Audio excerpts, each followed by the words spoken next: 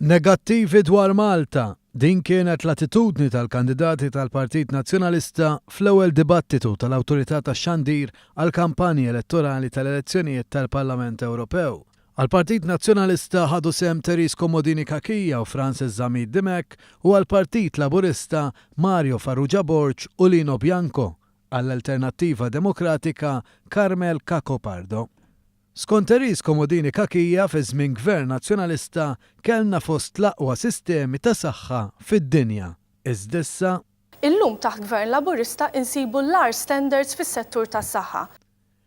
Tul id-dibattitu Therese Comodini Kakija għamlet allegazzjoni serja dwar il-qasam tas-saħħa.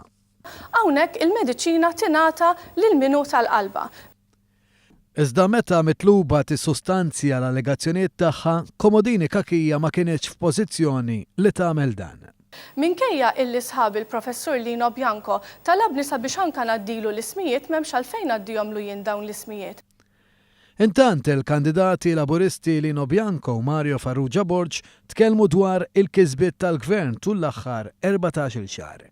Farrugia Borg immarka wkoll il-punt li l-membri tal-Parlament Ewropew tal-Partit Laburista dejjem ħadmu favur Malta. Min-naħa tiegħu Lino Bianco enfasizza il-kisbiet tal-gvern fl-oqsma ta' l-enerġija, l-edukazzjoni u s-saħħa.